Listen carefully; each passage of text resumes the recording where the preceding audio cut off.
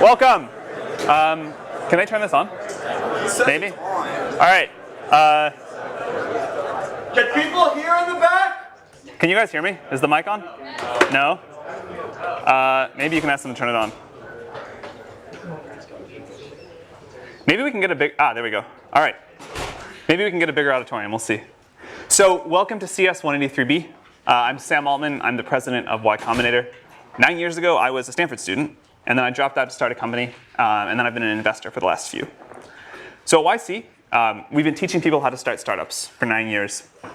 Most of it's very hands-on and specific to the startups, but 30% of it is pretty generally applicable. And so we think that we can teach that 30% in this class. And even though that's only 30% of the way there, hopefully it'll still be really helpful. We've taught a lot of this at YC already, but it's all been off the record. And this is the first time that a lot of what we teach in YC is going to be on the record.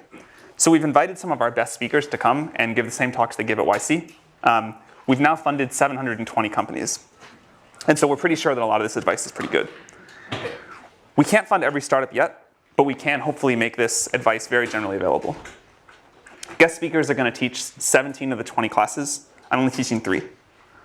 Counting YC itself, every guest speaker has been involved in the creation of a $1 billion+ company.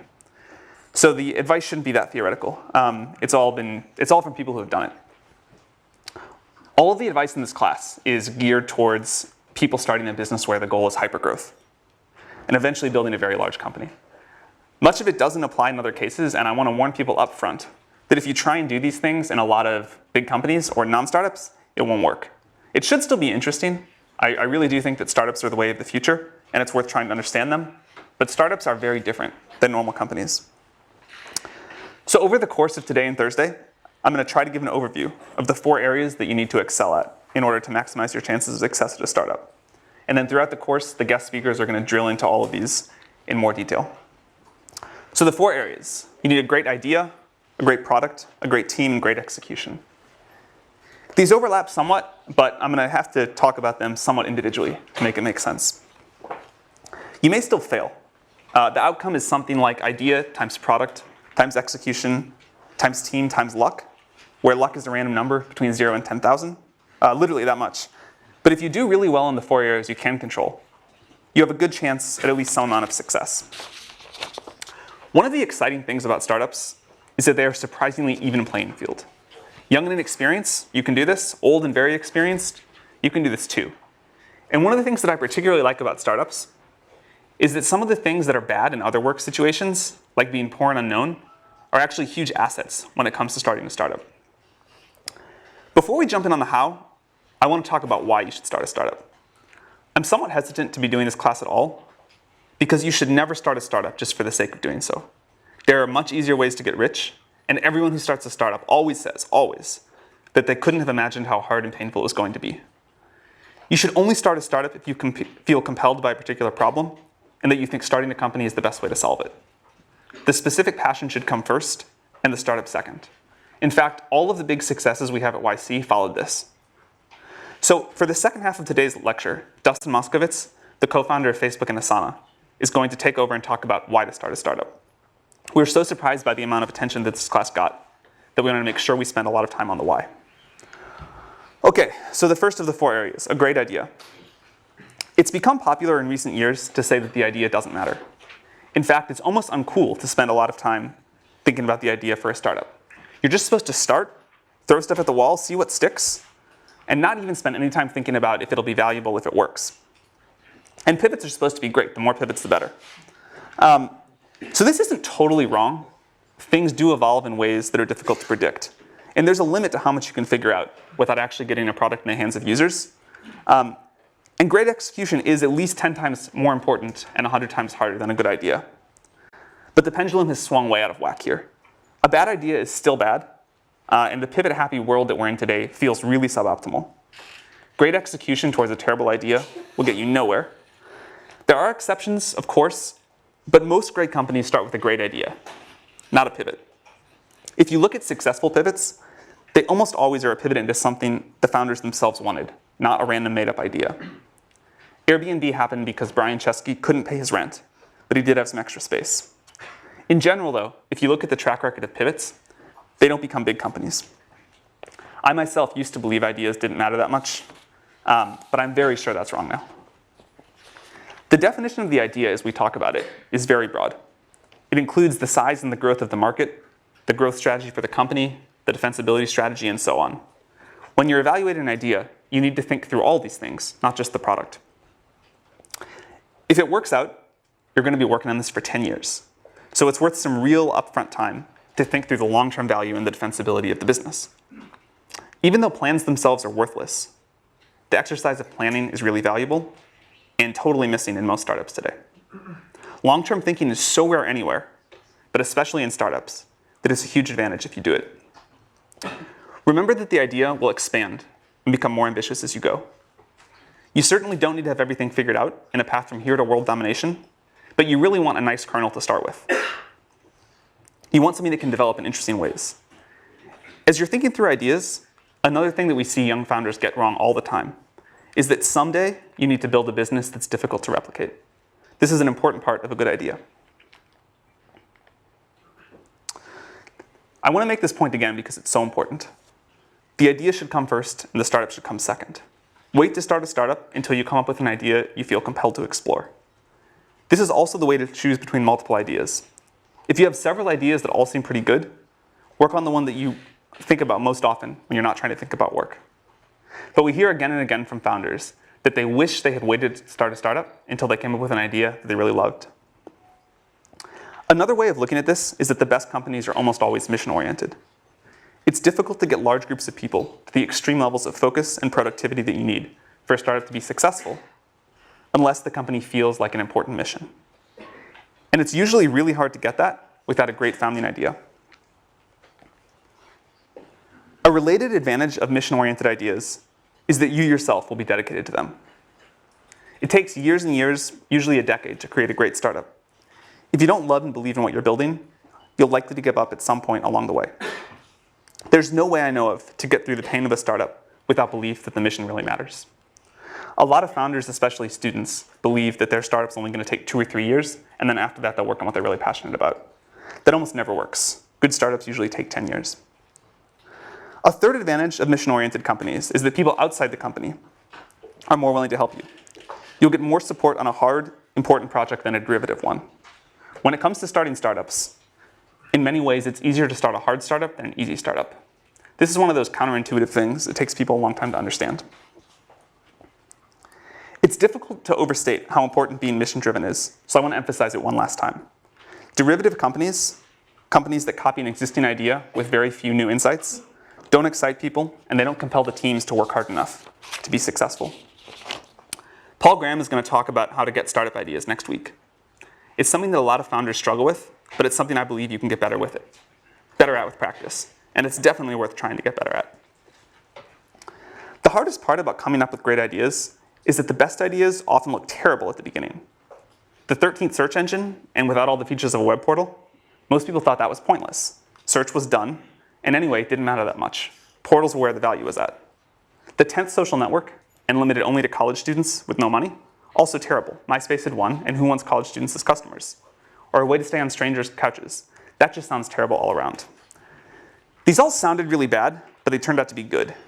If they had sounded really good, there would have been too many people working on them. As Peter Thiel is going to discuss in the 5th class, you want an idea that turns into a monopoly. But you can't get a monopoly in a big market right away. Too much competition for that. You have to find a small market in which you can get a monopoly and then quickly expand. This is why some great startup ideas look really bad at the beginning. It's good if you can say something like, today, only this small subset of users are going to use my product, but I'm going to get all of them. And in the future, almost everyone will use my product. Here's the theme that's going to come up a lot. You need conviction in your own beliefs and a willingness to ignore others' naysaying. The hard part is that this is a very fine line. There's right on one side of it and crazy on the other. But keep in mind that if you do come up with a great idea, most people are going to think it's bad. You should be happy about that. It means they won't compete with you. This is also a reason why it's not usually dangerous to tell people about your idea. The truly good ideas don't sound like they're worth stealing. You want an idea about which you can say, I know it sounds like a bad idea, but here's specifically why it's actually a great one. You want to sound crazy, but you want to actually be right. and you want an idea that not many other people are working on. And it's okay if it doesn't sound big at first. Common mistake among founders, especially first-time founders, is they think that the first version of their product, the first version of their idea, needs to sound really big. But it doesn't. It needs to take over a small specific market and expand from there. That's how most great companies have started. Unpopular but right is what you're going for. You want something that sounds like a bad idea, but is a good idea. You also really want to take the time to think about how the market's going to evolve. You need a market that's going to be big in 10 years. Most investors are obsessed with the market size today, and they don't think at all about how the market's going to evolve. In fact, I think this is one of the biggest systemic mistakes that investors make. They think about the growth of the startup itself. They don't think about the growth of the market. I care much more about the growth rate of the market than its current size. And I also care if there's any reason that it's going to top out. You should think about this. I'd prefer to invest in a company that's going after a small but rapidly growing market than a big but slow growing one. One of the big advantages of these sorts of markets, these small but rapidly growing markets, is that customers are usually pretty desperate for a solution. And they'll put up with an imperfect but rapidly improving product. And a big advantage of being a student, one of the two biggest advantages, is that you probably have better intuition about which markets are likely to start growing rapidly than older people do. Another thing that students usually don't understand, or at least takes a while, you cannot create a market that doesn't want to exist. You can basically change everything in a startup but the market. So you should actually do some thinking to be sure, or at least as sure as you can be, that the market you're going after is going to grow and be there. There are a lot of different ways to talk about the right kind of market. For example, surfing someone else's wave, or stepping into an up elevator, or being part of a movement. But all of this is just a way of saying you want a market that's going to grow really quickly. It may seem small today, it may be small today, but you know, and other people don't, that it's going to grow really fast. So think about where this is happening in the world. You need this sort of a tailwind to make a startup successful. The exciting thing is there are probably more of these tailwinds now than ever before. As Mark Andreessen says, software's eating the world. It's just everywhere. There are like so many great ideas out there. And you just have to pick one and find one that you really care about. Another version of this that gets down to the same idea is Sequoia's famous question, why now? Why is this the perfect time for this particular idea and to start this particular company? Why couldn't it have been done 2 years ago? And why will 2 years in the future be too late? For the most successful startups we've been involved with, they've all had a great idea, great answer to this question. And if you don't, you should be at least somewhat suspicious about it. In general, it's best if you're building something that you yourself need. You'll understand it much better than if you have to understand it by talking to a customer to build the very first version. If you don't need it yourself, and you're building something that someone else needs, realize that you're at a big disadvantage and get very, very close to your customers. Try to work in their office if you can, and if not, talk to them multiple times a day.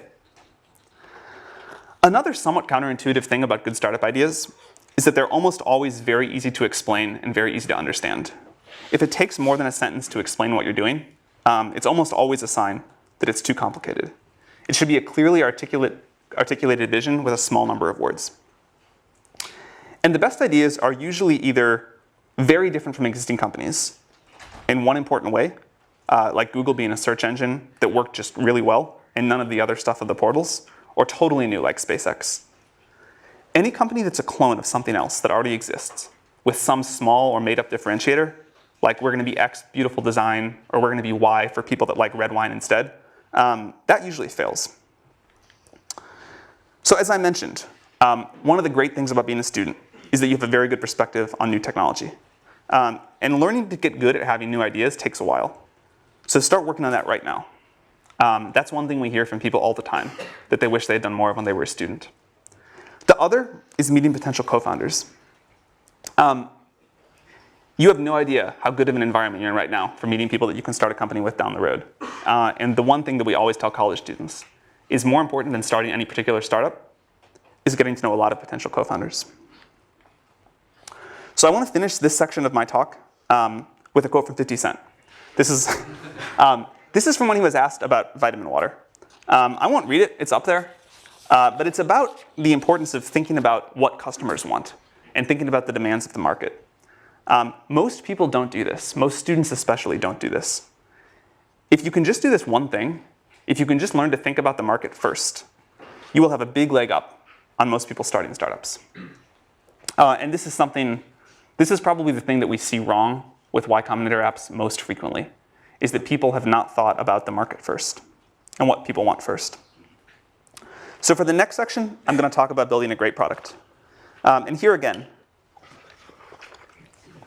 I'm going to use a very broad definition of product. It includes customer support and copyright explaining the product. Anything involved in your customer's interaction with what you built from them. To build a really great company, you first have to turn a great idea into a great product. This is really hard, but it's crucially important, and fortunately, it's pretty fun. Although great products are always new to the world, and it's hard to give you advice about what to build, there are enough commonalities that we can give you a lot of advice about how to build it. One of the most important tasks for a founder is to make sure that the company builds a great product. Until you've built a great product, almost nothing else matters. When really successful startup founders tell the story of their early days, it's almost always sitting in front of the computer working on their product or talking to their customers. That's pretty much all the time. They do very little else. And you should be very skeptical if your time allocation is much different. Most other problems that founders are trying to solve, raising money, getting more press, hiring, business development, etc., these are significantly easier when you have a great product. It's really important to take care of that first. Step one is to build something that users love. At YC, we tell founders to work on their product, talk to users, exercise, eat, and sleep, and very little else. All the other stuff I just mentioned, PR, conferences, recruiting advisors, doing partnerships, you should ignore all of that and just build a product and then get it as good as possible by talking to your users. Your job is to build something that users love. Very few companies that go on to be super successful get there without first doing this. A lot of good on paper startups fail because they merely make something that people like. Making something that people want, but only a medium amount, is a great way to fail and not understand why you're failing. So these are the two jobs. Something that we say at YC a lot is that it's better to build something that a small number of users love than a large number of users like.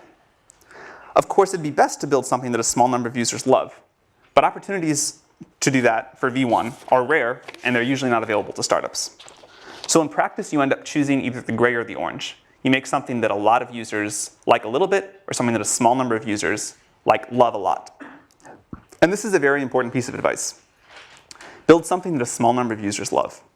It's much easier to expand from something that a small number of people love to something that a lot of people love than from something that a lot of people like to a lot of people love. If you get this right, you can get a lot of other things wrong. If you don't get this right, you can get everything else right, and you'll probably still fail. So when you start in a startup, this is the only thing you need to care about until it's working. Should we explain that again? Sure. So you have a choice in a startup. The best thing of all worlds would be to build a product that a lot of people really love. In practice, you can't usually do that because a big company, if there's an opportunity like that, Google or Facebook will do it. So there's a limit to the area under the curve of what you can build. And you can either build something that a lot of users like a little bit, or you can build something that a small number of users love a lot. And the total amount of love is the same. It's just a question of how it's distributed. And there's this law of conservation of how much happiness you can put into the world with the first product of a startup. And so startups always struggle with which of those two they should go. And they seem equal, right? Because the area under the curve is the same. But we've seen this time and again that they're not, and that it's so much easier to expand. Once you've got something that some people love, you can expand that to something that a lot of other people love. But if you only get ambivalence or sort of weak enthusiasm, and then try to expand that, you'll never get up to a lot of people loving it. So the advice is find a small group of users and make them really love what you're doing. Does that make sense? All right. One way that you know when this is working is that you'll get growth by word of mouth. If you make something people love, people will tell their friends about it. This works for consumer products and enterprise products as well. When people really love something, they tell their friends about it, and you'll see organic growth. If you find yourself talking about how it's okay that you're not growing because there's a big partnership that's going to come save you or something like that, it's almost always a sign of real trouble. Sales and marketing are really important, and we're going to have 2 classes on them later. But if you don't have some early organic growth, then your product probably isn't good enough yet.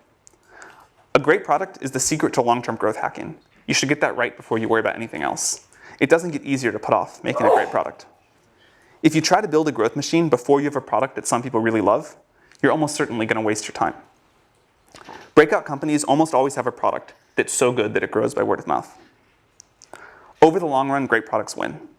Don't worry about your competitors raising a lot of money and what they may do in the future.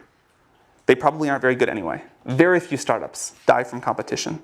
Most die because they themselves fail to make something users love. They spend their time on other things. So worry about this above all else. Another piece of advice to make something that users love, start with something simple. It's much, much easier to make a great product if you have something simple. Even if your eventual plans are super complex, and hopefully they are, you can almost always start with a smaller subset of the problem than whatever you think is the smallest. And it's hard to build a great product, so you want to start with as little surface area as possible. Think about the really successful companies and what they started with.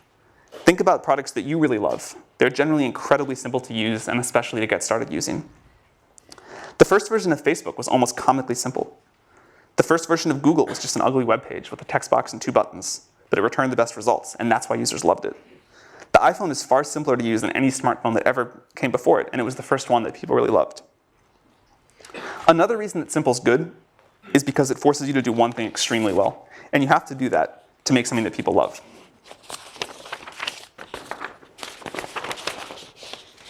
The word fanatical comes up again and again when you listen to successful founders talk about how they think about their product. Founders talk about being fanatical in the way they care about the quality of the small details, fanatical in getting the copy that they use to explain the product just right, and fanatical in the way they think about customer support. In fact, one thing that correlates with success among the YC companies is the founders that hook up PagerDuty to their ticketing system, so that even if a user emails in the middle of the night when the founders are asleep, they still get a response within an hour. Companies actually do this in the early days. These founders feel physical pain when the product sucks and they want to wake up and fix it. They don't ship crap, and if they do, they fix it very, very quickly. And it definitely takes some level of fanaticism to build a great product. You need some users to help with the feedback cycle, but the way to get those users is manually. You should go recruit them by hand. Don't do things like buy Google Ads in the early days to get initial users. You don't need very many. You just need ones that will give you feedback every day and eventually love your product. So instead of trying to get them on Google AdWords, just find a few people in the world that will be good users, recruit them by hand. Ben Silverman, when everyone thought Pinterest was a joke, recruited the initial Pinterest users by chatting up strangers in coffee shops. He really did. He just walked around Palo Alto and said, will you please use my product? He also used to run around the Apple store in Palo Alto, and he would set all the browsers to the Pinterest homepage real quick before they caught him and kicked him out. So that then when people walked in there, they're like, oh, what is this? This is an important example of doing things that don't scale. If you haven't read Paul Graham's essay on that topic, you definitely should. So get users manually, and remember that the goal is to get a small group of them to love you. Understand that group extremely well, get extremely close to them. Listen to them, and you'll almost always find out that they're very willing to give you feedback. Even if you're building the product for yourself, listen to outside users, and they'll tell you how to make a product they'll pay for. Do whatever you need to make them love you, make them love what you're doing, because they're also going to be the advocates that help you get your next users. You want to build an engine in the company that transforms feedback from users into product decisions. Then get it back in front of the users and repeat. Ask them what they like and what they don't like, and watch them use it. Ask them what they pay for. Ask them if they'd be really bummed if your company went away.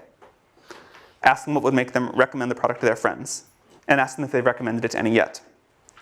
You should make this feedback loop as tight as possible. If your product gets 10% better every week, that compounds really, really quickly. One of the great advantages of software startups is just how short you can make the feedback loop. It can be measured in hours, and the best companies usually have the tightest feedback loops. You should try to keep this going for all of your company's life, but it's really important in the early days. The good news is that all of this is doable. It's hard, it takes a lot of effort, but there's no magic. The plan is at least straightforward, and you will eventually get to a great product. Great founders don't put anyone between themselves and their users. The founders of these companies do things like sales and customer support themselves in the early days. It's critical to get this loop embedded in the culture. In fact, a specific problem that we always see with Stanford startups for some reason is that the students try and hire sales and customer support people right away. And you've got to do this yourself. It's the only way. You really need to use metrics to keep yourself honest on this. It really is true that the company will build whatever the CEO decides to measure.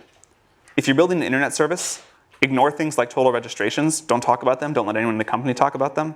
and look at growth in active users, activity levels, cohort retention, revenue, net promoter scores, these things that matter, and then be brutally honest if they aren't going in the right direction. Startups live on growth. It's the indicator of a great product. So this about wraps up the overview on building a great product. I want to emphasize again that if you don't get this right, nothing else we talk about in the class will matter.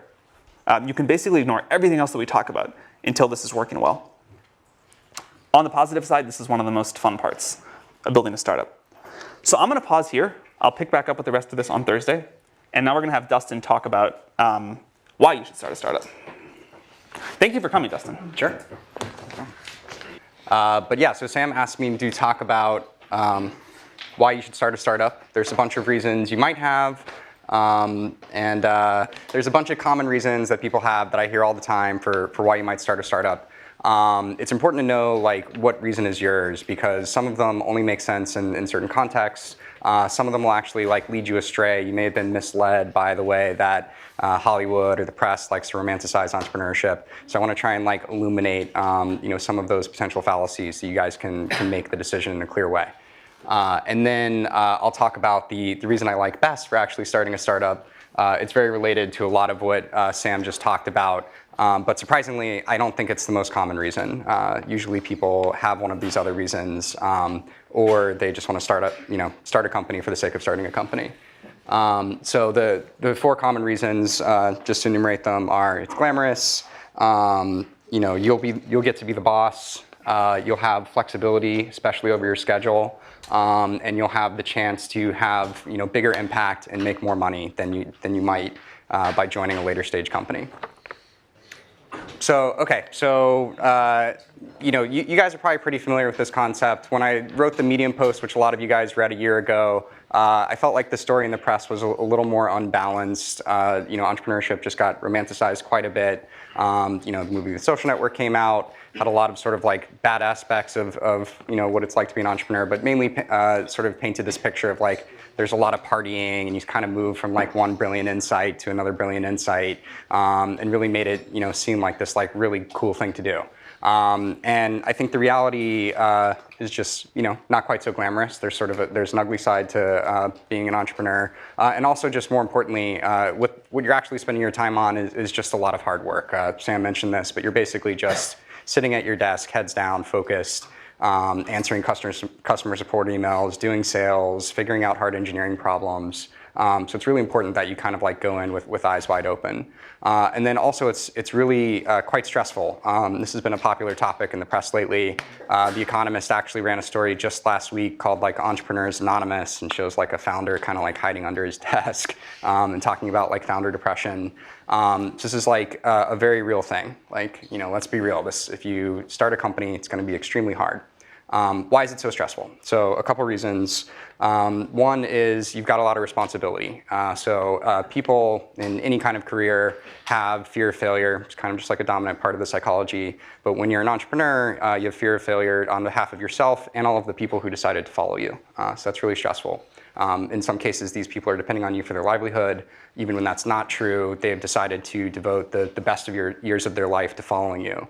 And so you're responsible for the opportunity cost of their time. So that's a big deal. And you're always on call if something comes up. Maybe not always at 3 in the morning, but for some startups that's true. But if something important comes up, you're going to deal with it. That's kind of the end of the story. Doesn't matter if you're on vacation. Doesn't matter if it's the weekend.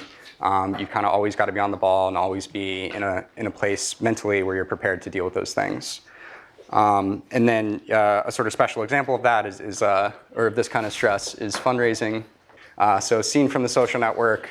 This is us partying and working at the same time, and somebody's spraying champagne everywhere. So The Social Network spends a lot of time kind of painting these scenes. Mark's not in the scene. The other thing they spend all their time on is kind of like painting him out to be a huge jerk. This computer? Yeah. Oh. Okay, so this is an actual scene from. See, I'm going to move this just a little. Oh no. This will work. This will work. Okay. On the PDF as well? Yeah. Okay. Okay, cool. So this is an actual scene from Palo Alto. Spent a lot of time at this desk, just kind of heads down and focus. Mark was still kind of a jerk sometimes, but in this more like fun, lovable way, and not a like sociopathic scorn lover way. So this is him like signaling his intention to, just be focused and keep working, not be social. So then there's also the scene sort of demonstrating the like brilliant insight moment. It's kind of like straight out of A Beautiful Mind. They literally stole that scene. So they like to paint it as you just kind of like jump from one of these moments to the other moment with like parting in between. But really, we're just at that table the whole time. So interestingly, if you compare this to the other photo, Mark is in the exact same position, but he's wearing different clothes. This is definitely a different day. So cool. So that's what it's actually like in person. And I just covered this bullet up here. This is the Economist article I was talking about a second ago. So another form of stress is just like unwanted media attention. So part of it being glamorous, you get some positive media attention sometimes. It's nice to be on like the cover of Time and like be the person of the year. It's maybe a little less nice to be on the cover of People with like one of your wedding photos. Depends who you are. Some people would like that. I'd really hate it. But when Valleywag like analyzes your lecture and just tears you apart, like you definitely don't want that. Nobody wants that. And then one thing I almost never hear people talk about is you're just a lot more committed. So if you're an employee of a startup and things are stressful, it's not going well, you're unhappy, you can just leave. For a founder, you can leave, but it's very uncool. Pretty much a black eye on the rest of your career. And so you really are committed. For 10 years if it's going well. Probably more like 5 years if it's not going well. So 3 years to figure out that it's not going well, and then if you find like a nice landing for your company, another 2 years at the acquiring company. And if you leave before that, again, it's not only going to harm yourself financially, it's going to harm all your employees, so you pretty much don't. So if you're lucky and you have a bad startup idea, you fail quickly, but most of the time it's not like that. All right, moving right along. And I should say, I've had a lot of this stress in my own life, especially in the early years of Facebook. I just got really unhealthy. I wasn't exercising, had a lot of anxiety, actually like threw out my back like almost every 6 months, like when I was like 21, 22, which is like pretty crazy. And so if you do start a company, be aware that you're going to have to deal with this and you have to actually manage it. It's actually like one of your core responsibilities. Ben Horowitz likes to say like the #1 role of a CEO is managing your own psychology. It's absolutely true. Make sure you do it. So another reason, people, especially if they've already had a job at another company, you tend to develop this narrative of like, okay, like the people running this company are idiots. They're making all these stupid decisions. They're spending their time in these stupid ways. I'm going to start a company and I'm going to do it better. I'm going to like set all the rules. It's a pretty attractive idea. Makes a lot of sense. If you've read my Medium post, you know it's coming. I'll give you guys a second to read this quote.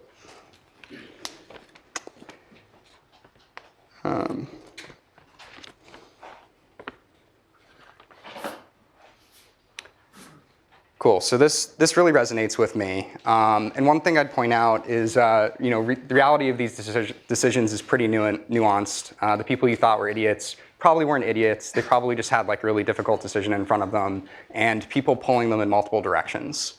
So the most common thing I have to spend my time on and focus my energy on as a CEO is like the problems that like other people are bringing to me, the other priorities that people create. And it's usually in the form of a conflict. People want to go in different directions, or like customers want different things. And like I might have my own opinion about that. But really the game I'm playing is like, who do I disappoint the least? And like just trying to like navigate all these difficult situations. And even on a day-to-day basis, I might come in on Monday and like have all these grand plans for like how I'm going to improve the company and what I'm going to spend my time on. But then if like an important employee is threatening to quit, that's what I'm spending my time on. That's my #1 priority. So a subset of you're the boss is you have flexibility. You have control over your own schedule. This is a really attractive idea. So here's the reality, another Phil Liven quote. So this really resonates with me as well. And some of the reasons for this, again, you're always on call. So maybe you don't intend to work all parts of the day, but you might not get to control which ones.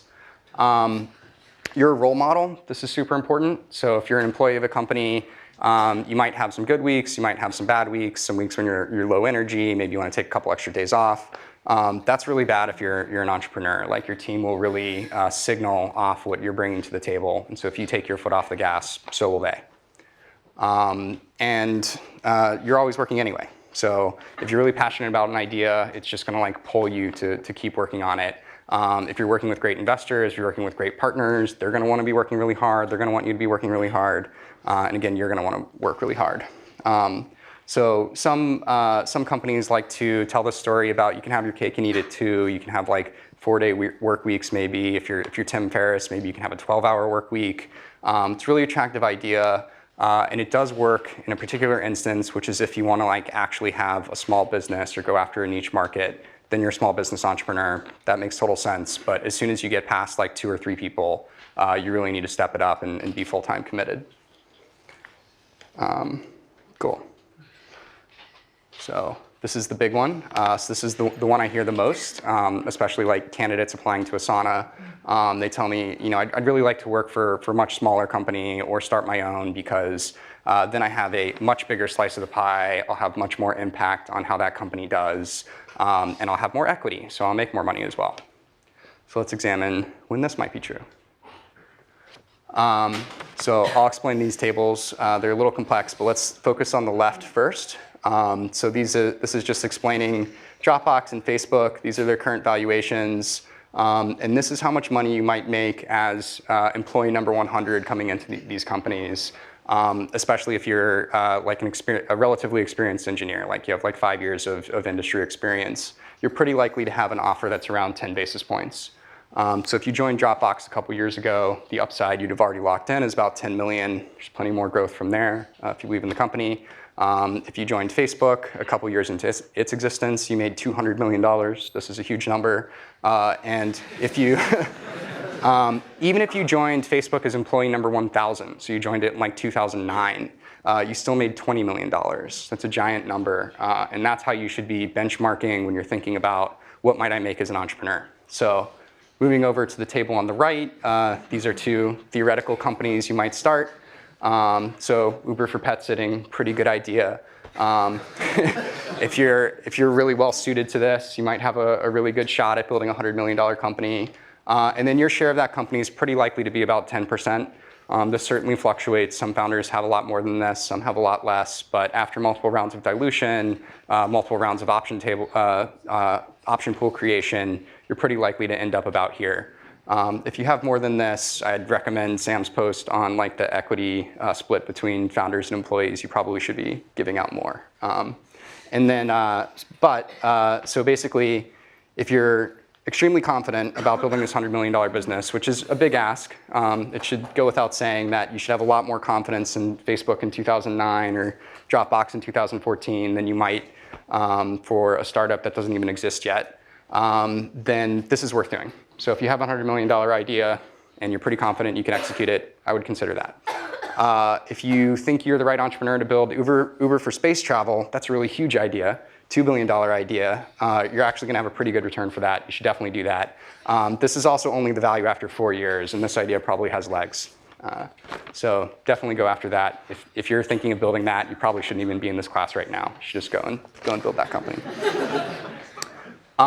So why is this financial reward and impact? I really think that financial reward is very strongly correlated with the impact you have on the world. If you don't believe that, let's talk through some specific examples and not think about the equity at all. So why might joining a late stage company actually provide you a lot of impact? You get this force multiplier. They have an existing massive user base. If it's Facebook, it's 1 billion users, or if it's Google, it's 1 billion users. They have existing infrastructure you get to build on. That's also increasingly true for new startups, thanks to like AWS and all these like awesome independent service providers. But you usually get some like proprietary technology and it's all maintained for you. It's a pretty great place to start. And you get to work with a team and they'll help you just leverage your idea into something great. So a couple specific examples. Brett Taylor came into Google as around employee number 1,500, and he invented Google Maps. This is a product you guys probably use every day. I used it to get here, and it's used by hundreds of millions of people all around the world. Didn't need to start a company to do that. Did happen to get a big financial reward, but the point is he had massive impact. My co-founder, Justin Rosenstein, joined Google a little later after Brett. He was a PM there. And just as a side project, he ended up prototyping Chat, which used to be a standalone app, as integrated into Gmail, like you see it in the upper right there. And before he did that, like, people didn't even think you could do chat over Ajax or chat in the browser at all. And he just kind of like demonstrated it and showed it to his team, and then they made it happen. And again, this is probably a product most of you use maybe every day. And then perhaps even more impressively, shortly after that, JR left. He became employee round number 250 at Facebook, and he led a hackathon project along with people like Andrew Bosworth and Leah Pearlman to create the like button. So this is one of the most popular elements anywhere on the web, totally changes how people use it. And again, didn't need to start a company to do it, and almost certainly would have failed if he had tried, because he really needed the distribution of Facebook to make it work. So important to keep in mind the context for what kind of company you're trying to start, and like, where will you actually be able to make it happen? So what's the best reason? So Sam already talked about this a little bit, but basically you can't not do it. You're super passionate about this idea. You're the right person to do it. You've got to make it happen. So how does this break down? So we're getting close to the end here. Am I doing that time? Cool. Sweet, perfect.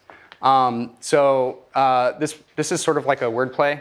You can't not do it in two ways. One is you're so passionate about it that you have to do it. You're going to do it anyway. And this is really important because you'll need that passion to get through all of those like hard parts of being an entrepreneur that we talked about earlier. You'll also need it to effectively recruit. Candidates can smell when you don't have passion, and there are enough entrepreneurs out there who do have passion that they may as well work for one of those. So this is sort of like table stakes for being an entrepreneur. Your subconscious can also tell when you don't have passion, and that'll be a huge problem. And then, so the other way to interpret this is the world needs you to do it. So this is sort of validation that the idea is important. It's going to make the world better, so the world needs it. If it's not something the world needs, go do something the world needs. Your time's really valuable. There are plenty of good ideas out there. Maybe it's not one of your own, maybe it's an existing company, but you may as well work on something that's going to be good. And then the second way to interpret this is the world needs you to do it. You're actually well suited to this problem in some way. If this isn't true, it may be a sign that your time is better spent somewhere else. But also, just best case scenario, if this isn't true, you outcompete the team for which it is true. And you just end up with like a suboptimal outcome for the world. That doesn't feel very good. So drawing this back to my own experience, at Asana, Justin and I were kind of like reluctant entrepreneurs before we founded Asana. So we were working at Facebook. We were already working on a great problem.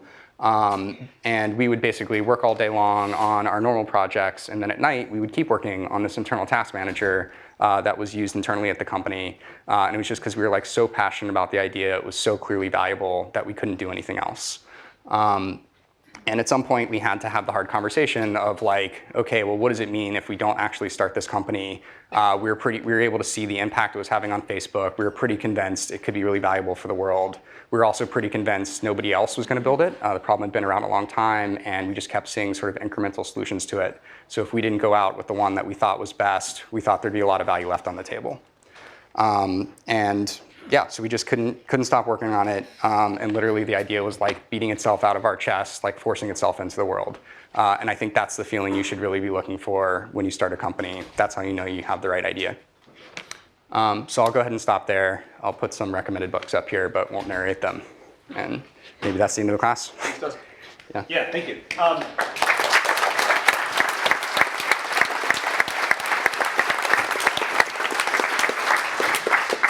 Maybe Dustin can stick around for a few minutes if you have questions for him. And see you Thursday. Thank you.